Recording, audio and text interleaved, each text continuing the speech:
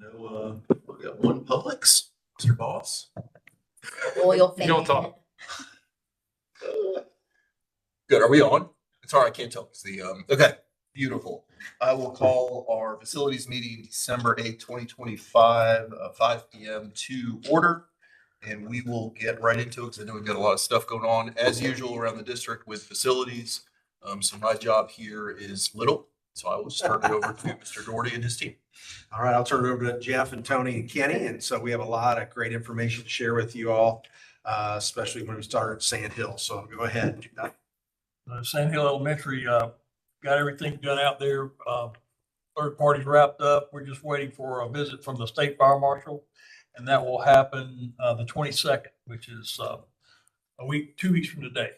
So we're just waiting for that to be the finalized part of that school, and we'll have kids in there on January 5th. Bonds, we're still waiting conveyance on that. The Somerville Elementary edition back here, those guys are on fire, even with the rain we had, over the past weekend. They were setting up scaffolding today, but they're already that high with the block. So they're that. They got a little bit more of the pad to pour on the backside. They're waiting for the weather to let up so they can waterproof the elevator pit before they pour the rest of that. But that's going, and it's going well.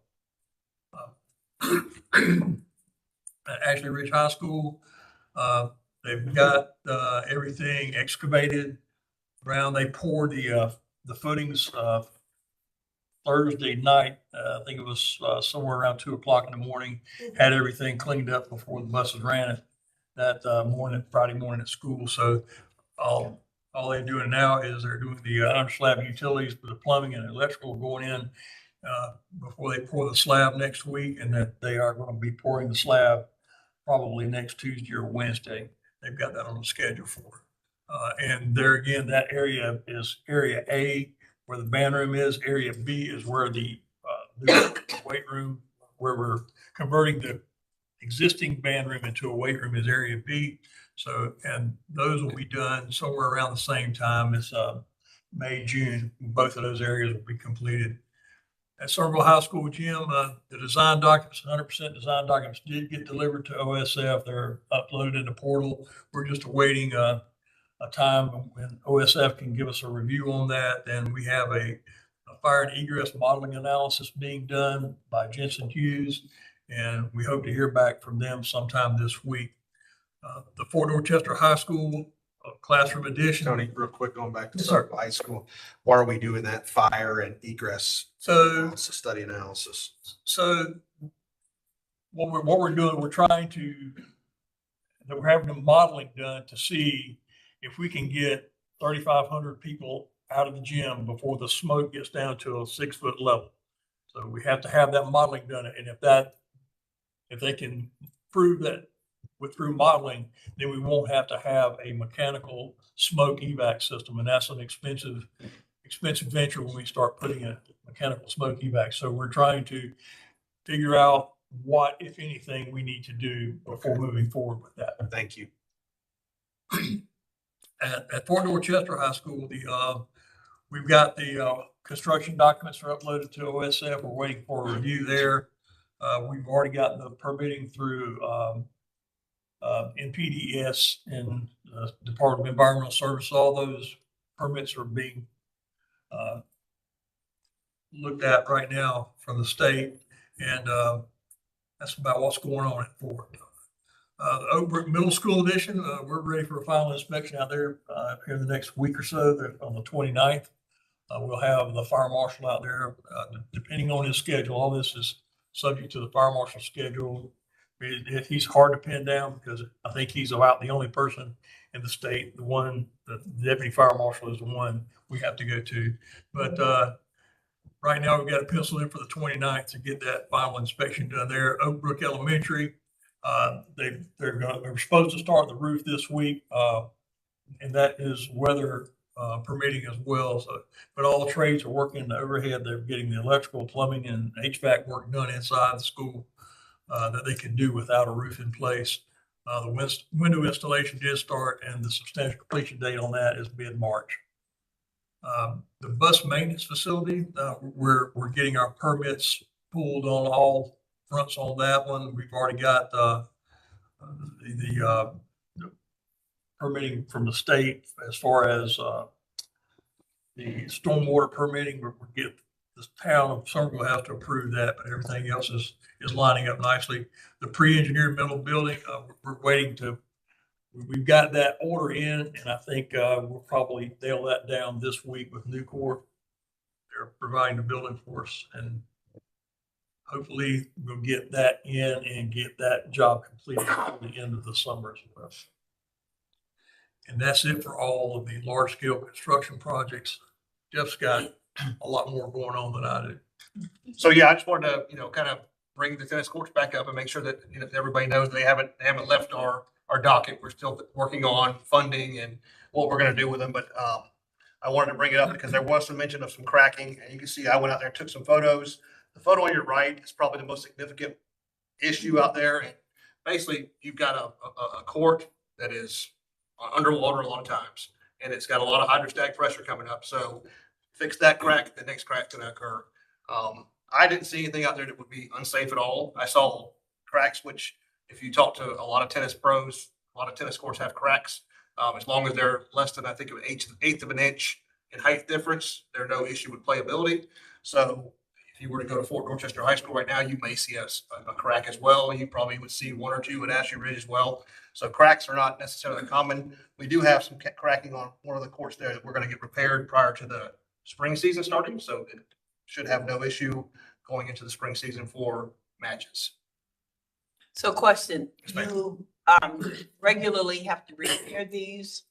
Yes, ma'am. And the nature of Somerville High School's courts are that asphalt has been down for so long that over time asphalt doesn't get better. It gets worse and worse and worse. So you've got a lot of cracks and stuff in the subsurface, the asphalt. So water just finds a way to get up through it. Water is going to find a way out. And so you get the sun, and when you have all that heat during the midday, it kind of draws the water up. It's what kind of happens, hydrostatic pressure.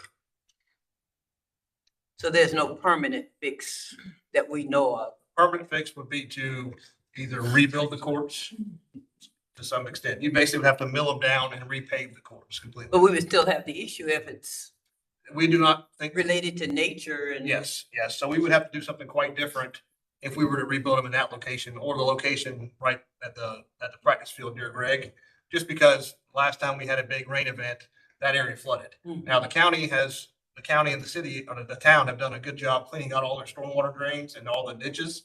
So we're hopeful that that's fixed the problem. No way to be certain. I mean, one thing for sure is that it's still a low part of the property. If you're ever out there, you can stand and look, it's a very low point of the entire area. So water kind of just moves to that direction. Moves that direction. And there's water on each side, so Yep. when the water rises, it's in the middle. So Yeah. it's just, The one thing we're looking at is, where do you put those courts? They don't have a lot of grass and area at Somerville High School. So we're just looking at some dry ground where do you put those courts in? Where you're going to invest about $1.2 million on a court that's going to last. So and not in a floodplain. So part of that was Mr. Dortry had asked us to look at some solutions. So Mr. Drakeford and I went up to Durham and we looked at these courts that were installed at Durham Academy recently. They are installed with it's a post-tension concrete method, which I've got a little more about in a second, but I'll show you. But they were recently installed. They are a little more expensive than a traditional court, but they give you, this company in particular gives you a 50-year guarantee on the concrete. So the subsurface is guaranteed for 50 years. So you have that part, which is typically your biggest problem with a asphalt tennis court, is that the asphalt cracks. They're guaranteeing it's not going to crack. If it cracks, you're getting a new court. So that's something very nice about it. We had a rough estimate. Like if we wanted to basically build this at Somerville High School, they could build it on top of our existing courts, which would raise the courts up about 6 inches. So that would alleviate some of that water issue. And it would be about $1 million to do the 5 courts there in this type of method. When we were looking at possibly redesigning and moving it onto the field right behind there on the practice field, it was going to probably be about 1.8 million for the courts that had no lighting. And that would just be for building the courts and the retention pond required to do that. And if you do this on the existing courts, you wouldn't have to build a pond because you already have that footprint. So you wouldn't have to add any other stormwater mitigation. So what is the repairman costs that we ongoingly? So I don't know the exact number. I think it was about 50,000 we did to to resurface. And so basically it's just like painting the asphalt. That's all you're doing. So you're patching cracks that are there and repainting, putting a top coat on the asphalt. So about 50,000 is what the cost is. When you So do it. that's about 50,000. How often? So we did it last year and we're We're already having doing cracks it again. possibly. It's almost every year, Yearly. every other year is what you're having to do at Somerville in particular. Mhm. This system here, they're saying every 10 to 12 years, you would recoat because your lines are still gonna fade and your surface is gonna get worn out. So you'll still have to recoat these. It's not like the court's done for 50 years. The subsurface is Right. done for 50 years, meaning that you shouldn't have any repairs other than just reapplying a top coat. Remember what the top coat 10 years? 10 to 12 years is what you should get out of a top And coat. so 50 for the base, 10 for the top. And like I'd mentioned, the top coat that we're getting on our course now, that's not failing, so to speak. It's the subsurface that's failing, causing the cracks. The top coat is just cracking because there's nothing underneath it. It's, voids are forming. Are there any, have we heard or know about any like grants or anything from organizations like tennis organizations? I'm not aware of any that have been, that I'm aware of. You know, the one thing we are looking into is possibly if there's some TIF dollars out there, at some of our other campuses, maybe, possibly be able to use that, looking at possibly TIF dollars, maybe over at Austin Middle School and seeing if we can use those, because that's a beautification area. So see how much money we have left over in that area to put toward possible tennis courts. So we'll see. So- I asked, and we're gonna reach out to the town to find out, but the purpose of TIF dollars is to beautify like a blighted area. And so when we proposed using the $2 million for those two campuses, it was to beautify and also to improve our campuses. So. Seems like Oh, it'll yeah, fit. for sure. I just didn't know, did we include Somerville High School in the TIF? I thought it was just Austin. No, just Austin. Possibly. At Austin Middle. You would have to Have the relocate. courts, yeah. It's an area that would be a little bit higher ground over there. It would not be down in a low level area. So that'd be something we'd have to work if if we can even use the dollars for those tennis courts. That'd be something then we would work with Somerville High School. Let's see if that is a possible option. Again, you'd have to transport those students. Again, we do transport students over here for a field here. We transport them. Students have to go for baseball and softball. So, yeah, so. It's a town school. But again, just trying to figure out how to stretch those dollars because it is going to be a lot of money to replace these. But again, going back to what Ms. Powell said, how often are we replacing that? We're spending, maybe $50,000 to $100,000 a year replacing this. And so, do we just find time where, we get these other projects done and we know we have enough money to then allocate toward those, the tennis courts? Because we know they have to be done. They need to be done. It's just trying to figure out when can we do it when we know we have these other projects done and completed. So. And when we have them upgraded, and I don't know this part of it, are we able then to hold tournaments that they can pay to come in and we can get revenues from that? So, Is that legal? so to my knowledge, you have to, once you do lighting, you have to have lighting and a number of courts, I think makes a difference. So I think currently Somerville and Fort both have 5 courts. I think the magic number is, I think 6 at minimum. You would have And then you would have lighting because obviously you want Right. to extend your playtime. I'm just trying to think of a way we could help it pay for itself. Yeah. We have the proper. Yeah, the goal, if you're gonna do it, would be lights and then that 6 court in there so that you would be able to play everybody. So.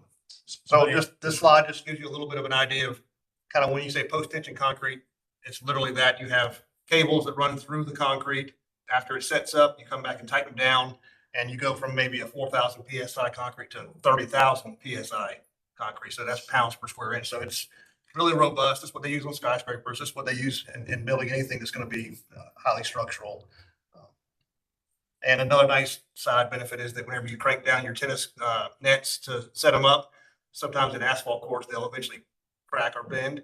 All you're going to do is crack the post in this one. You won't crack the court. So it's not going anywhere. How long had the facility that you all visited? So the facility we had just visited was brand new. Okay. So we had talked about trying to find a few locations that are older, that have been around longer to talk to either, if we can't travel to see it, we can at least reach out to the folks there and see how they've held up. before we would make a decision on going like this route down the road. We would try to, get a little bit more input. Thanks, Jeff. This is just a recap of kind of what the original proposal was when we were going to relocate to the field beside Somerville High School, which is at the practice field. The estimated cost we got from ADC was about 1.8 million. That would be just the course, no lighting. I've gotten some preliminary rough numbers that the lighting is going to be about $50,000 per court. So if you have 5 courts, you've got $250,000 to install lighting. Obviously, Ashley Ridge has 6 courts, so that'd be about $300,000. So that's a good sort of ballpark budgetary number we could use in going forward. Because obviously we wouldn't want to put lighting on Somerville's court and not have the ability to do it for Fort and Ashley Ridge as well at the same time. So you'd have to have planning to do all 3. And then the only negative to this design is that, once again, it's going to be in an area that's going to be prone to getting a lot of water at times. Just a couple updates to some other things that facilities need or have to repair eventually. We were doing some surveys, and this is what Ashley Ridge's track looks like. Obviously, this track is another one. Tracks and tennis courts are very similar in the fact that they're both built on an asphalt base. They have a coating. This base is original 2008. Typically, you get 20 to 25 years out of an asphalt base. It's once again the court in Durham we went and looked at. They actually had a track put in at the same time. They used post-tension concrete for their surface of their track as well. Obviously, it adds a little more cost, but they get the same 50-year warranty. And what you see sometimes with these tracks, to get this replaced, you have to peel up the top layer. So you see how it's already peeling up. When you go to peel it up, though, they're using heavy equipment to peel it up. If it's asphalt underneath, it's going to dig into it. It'll maybe rip out asphalt, so you're having to do more repairs on the asphalt. This one is probably to the point where you're going to have to mill it and pave it. So it's going to be in that $1.5 million range, which is what we just paid roughly to do Fort Dorchester High Schools. We cannot run on this code, correct? The recommendation was this would be a good practice track. If you're running in cleats, which you do in that respect, you would be very rough hitting the asphalt spots without having that cushion. So it definitely would be tough to definitely not holding meets there. I would say the idea, if we could spend the money up front, if we had the money to do it, to do post tension, you have a 50-year lifespan on the sub base, and your top layers are much easier to do at that point to recoat it or refurbish it, because you're not going to worry about the underlayment, under materials getting damaged. Somerville High School, we looked at it as well since we were down here. It had the subsurface milled and paved back in 2015. So their subsurface appears to be in good shape. There's going to be obviously some repairs to do when we actually do resurface it. It's getting to the point where it definitely needs to be resurfaced and painted. And so we put an estimate of probably around $700,000 to do theirs. Obviously, theirs is not in as bad a shape as Ashley Ridge's at this time, and they can actually hold meets there and have no worries. And I just wanted to throw out there a few things that, we're still on the wish list for a lot of things. We've got a lot of things we're looking for funding for currently. We need a new roof at Oak Brook Middle and Oak Brook Elementary. Our estimate that came in from REI was about $5.5 million. Now that's if we go with a metal roof, which is kind of standard on a commercial building. You could probably do a shingle roof for about 2.6, 2.8 million, but you get about half the warranty. So you get a 50-year warranty out of a metal roof versus about a 25-year warranty out of a shingle roof. We spend a lot of time repairing the roofs at both Oak Brooks and DuBose as well. They're all installed post-Hugo, but not too far post-Hugo, I would say. The Fort Dorchester High School gym, that floor has been having failure issues periodically where the boards will just crack. Design of that floor was not designed to be what I would call a high school floor. It's designed for more of a professional floor. And so it's not used to the type of traffic we end up using that floor for, when we're putting like a stage on the floor, or we're rolling out chairs, or rolling out mats. That point load has kind of caused a lot of problems where the tongue and groove is starting to crack.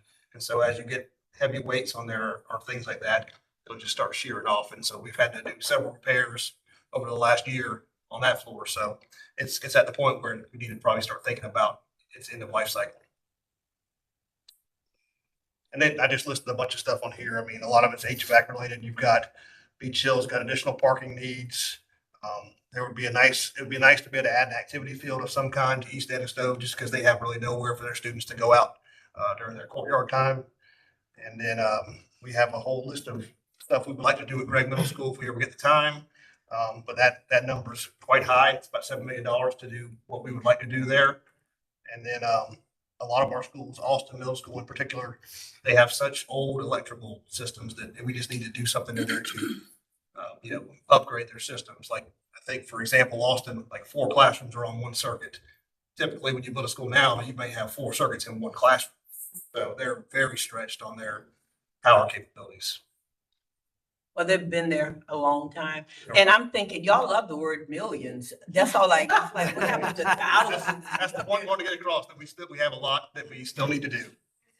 That's all right. Kenny has already figured out he could win the lottery. It's up to 800 and something million. And he's going to basically give us what we Donate it need. to the school districts. If you find me. So I know on the board meeting tonight, there's going to be a recommendation for approval for the courtyard at Gregg. So this is just a rendering of how it's going to turn out. It's going to be sort of in the same fashion that we did at Austin Middle School and DuBose. Something they need over there, I would think. And I mean, looks like it did when I was in high school there, when I was 96, I think, when we were there. A lot of dirt and rock, but with the traffic, you can't put grass, and we can't cement it because then the water will have nowhere to go. So they're kind of, We don't want to build a pond. they can't build a pond. I mean, there's a lot of moving parts. But the thing about this particular design, it gives the kids so many options during that time when they're out there, as opposed to the Bose heat was a heat like you didn't want to ever go out there.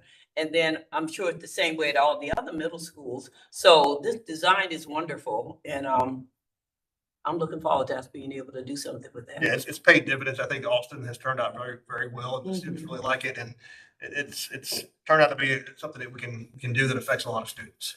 And it's really for the cost, it really is not terribly expensive when you look at how much it impacts the student's day.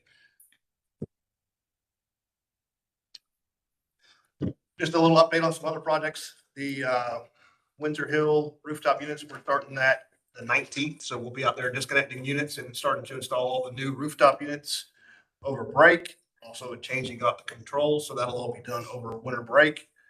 There's a few things, a couple of roofing jobs that are going to be up for approval tonight, as well as a restroom renovation at Austin.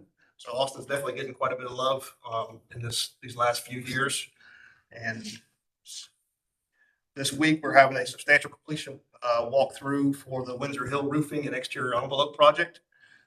I was out at Oak Brook last week, and they are well underway with their exterior envelope project. So that's going well. We have bid documents almost completed for Gregg Middle School. So we're going to be finishing the last 5 buildings and doing all the exterior envelope of that campus. So that'll complete that campus for roofing.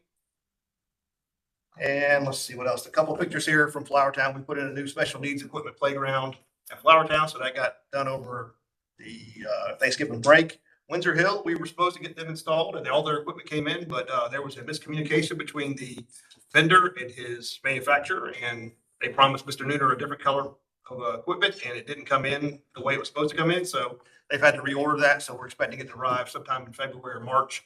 At that point, we'll install that equipment there. And Somerville High School and Fort Rochester High School press boxes, both are in fabrication. We have a tentative date of the 17th of February to receive the one for Fort, and that'll be probably a 2 to 3 day installation. The one for Somerville is expected to arrive on the 6th of March, and then that'll be the same thing, 2 day to 3 day installation. I've already gotten schedules from both schools on their home games, so we'll coordinate install in between home games. So it should have, early in the season, we should have their press boxes in place.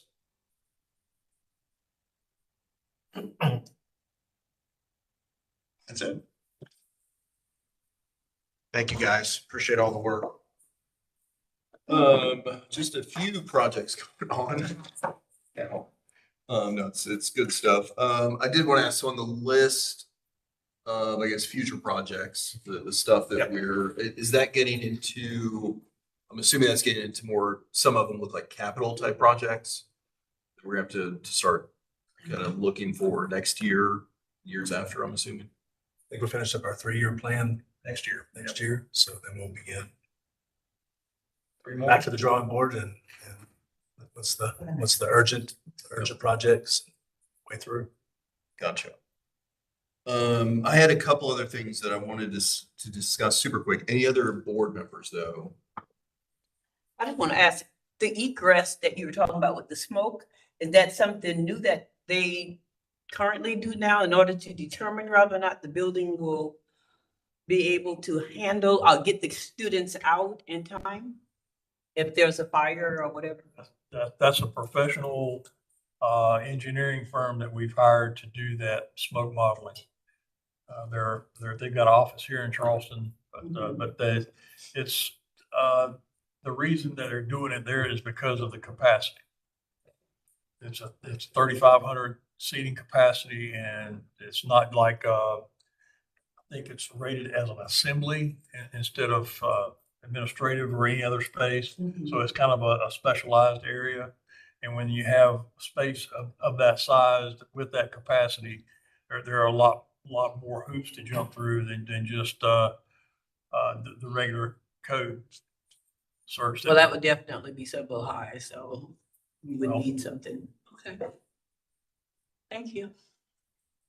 There were, so really for the purposes of the meeting today and just making sure we're kind of getting on the record for facilities meeting stuff, there were some conversations regarding the ponds. Over the past several weeks, I know Mr. Doherty has some conversations, Tony has some conversations. And so just to give everyone kind of a high level there, Coulter had essentially reached out really to the district. And essentially just said, hey, if we can get, we'll just say X, I won't, because we're in this meeting, if we can get X, then we will provide the school site to the school district in a rapid fashion. So we jumped and we said, oh, holy cow, amazing. That sounds great. So we jumped all over it. Had some follow-on interactions with Coulter. I should say, apologies, follow-on interactions with the county. And the county is absolutely correct. The county then said, okay, that's great. We love to hear that. We need Coulter to put that in writing, that when they get X, they will then do this. We relayed that information back to Coulter. To me, again, just from a high level, that's a very easy ask. We sent that information directly back to Coulter. The county needs this in writing, and they will proceed in short order. As to which, to my knowledge, till today, this was a couple weeks ago, to today, that has not happened. Has anybody heard anything different? In my conversation last week, that was in progress with Coulter. I've asked for us to, myself, Mr. Doherty, Mr. Farrell, to meet with them. Hopefully we can get that meeting in next week, just to so primarily for Mr. Doherty to meet folks at Coulter and discuss the whole situation one more time. Perfect. Okay, good. Yeah, and the other thing is with Coulter, we've also met with Hood Construction and talking about progress there and where things could be. And so I know they're eager to get the ball moving. I know we're trying to possibly, do some things of equipment magnitude because we know there could be some price escalation there. And I know Tony and his folks have been really working with them about, what packages are going to go up in pricing. And obviously steel's one of them. And so is there a way we can purchase some of these things ahead of time? Because we know the price is going to go up and maybe save us some significant amount of dollars where we can put it toward somewhere else. And so I know Tony and his team and Jeff, they've been working really hard with Hood, and I know Hood wants to work with us on this. So we had a great conversation. We'll have another follow-up meeting with Hood, I believe, next week. Am I right, Tony? And before price escalations and those things. So they've been able to kind of see the forecast of what's out there, especially with workforce and what as well. So it's been good. So So just to be clear, is whatever A is that something that's within the control of the district or just being No, we're, great brokers? we're the brokers Got in it. the middle. We're just trying to be great the, question. Understood. move to the, and to move to the finish line, move to the goal line. Because it's good for us, it's good for Coulter, it's good for the county. But, so, okay, well, good. Well, So I'm confused because if they said they're able to do this and we said, yes, we'll do this. And it's taken 2 weeks in order for us to get the yes in writing. Correct. There is some behind the scenes, and just to be perfectly honest, I don't know Coulter's process. Obviously, they are a huge, I think they're a global organization. I don't know, at least national organization. So I have no doubt that there are hoops they have to jump through for anything in writing. But at the same time, it kind of boggles my mind that this is a very easy ask and we're not quite there yet. It sounds like we're moving, so that's the good news. And so it's just like anything that you would do in your business. You know, some people say, oh, it's just as easy as an email. But an email from Tony is not going to hold the weight unless I have people look at it from the district. I mean, it's just going to be, oh, well. Yeah. But see, This I is guess came my from Tony's. assumption is Yeah, so it's. they would not say, oh, we can do that unless they had already spoken with someone who really has the power to give the yes, because we've been at this for a long time. Yeah, Anyway. from the folks I've spoken with at the county, the county is under the impression they can move forward with the ask. They can move forward with that, but they have to have the ask in writing, like definitively. Because Who's the again, they? Coulter or? Coulter, it's, That's what I'm saying. keep in mind, we're in the middle. Yes. Coulter and the county are really the two parties that are at play here. We're just trying to I- manage that. I think. And you know, the big thing too is we got the eye on the window for fall of 27. So the window is open for the fall of 27. That's gonna, you know, if things don't happen appropriately in the next 6 months, then we're gonna lose that window and we're gonna miss the fall of 27. So all that said, if the ask on my side is if anybody hears anything, because we have board members, we talk to county council people, we talk to Coulter people. If anybody hears anything, I would ask that comes back. I'm not trying to say through me, but through facilities, just to kind of keep one point, because there's a lot of moving pieces to that puzzle. So that would be the ask there. And also think it needs to be said that Coulter is following the letter of the development agreement. They are doing nothing wrong. Development agreement states what it states, and they are following that agreement. They're not in any violation whatsoever. Yeah, both parties are. The county and Coulter are following the development agreement that was signed. I guess I'm still confused. If both parties are doing what their due diligence was taking so long to get the signature. Slower than- As Mr. Farnsworth has said, that at any day, at any minute, they could give us the land. Anytime they want it, they could just, there's nothing stopping them from giving us the land. Yeah, it's Santa. Scam trust on him. It's just me. I don't know anything about this level of business and building and all of that, so I'm just finding it. I wouldn't say the word I'm thinking, but I'm finding it that. Frustrating. How about frustrating? That's a a good part word. too. That's a nice way to put it. But thanks for all that y'all are doing. Yeah, I Everybody would like to doing. thank, Tony and Jeff and Kenny, and you've got Rhonda back there and Lisa and Liz and Tina. They've done a great job of really trying to align and make sure we're on point on these projects. There's a lot of moving parts, and I think we've talked about it before. They meet every Monday, met today again at 9, and where are we at with projects? And, just like today, you saw some new things coming up with the tracks, some tennis courses, those things are still on our radars that we know that we have to do. And so I know and Tina. Ashley Cash, our procurement Ashley, officer, she's making sure that we're doing everything properly procured. Just know you have those three buckets. You have referendum, you have 8%, and you have TIF. So again, making sure that those dollars are coming out of all those three buckets and keeping those in line. So they've done a great job. So. And the last thing I had, I'd mentioned to Mr. Farrell a week or two ago, can we set up a tour?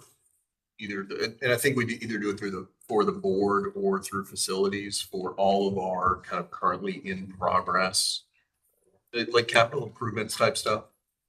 At Christmas, before Christmas. Wait, what is your? On Christmas. On I Christmas. mean, I think we could probably still On do the it sleigh. on the sleigh, right? I think we could probably still do it before, if you get into next week potentially. We could probably have a pretty quick turnaround.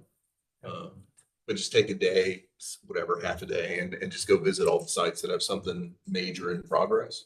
Especially, I think, at Sand Hill, I mean, they've already waxed the floors. They're Oh, ready to that's go. great. That would be great for y'all to come tour that. I think probably the same thing at Oak Brook would be the same thing. Those would be two ones I think would be easy ones to go right through. You get to go see, walk through it before anybody else gets to walk through. So that'd be kind of, Can we, and this is to Mr. Rohannon, can we line up probably some press resources for that? Because I think it would be, it'd be great to show off what we're doing in the district. That's a good news story. and I think Mr. Bohannon we were talking, he's going to take the drone and kind of fly a little bit through there. He just got his license. To fly the drone, so he's official. So, Make commercial drone. that's right. So at the wall. That's right. But no, we'll send some dates out there for you all to see what that works for you. Love it. That's what I had. Anybody else? Anything for the good of the group? Everybody good? Rocking and rolling? Any updates on Yerby? Any official updates? on Yerby? It's, still wetlands. Probably a little wetter today than it was, last week. It's not dry. That's a good update. Alligators. All right, with that, we will close out the facilities meeting. We'll see everybody at 6 o'clock. Thank you.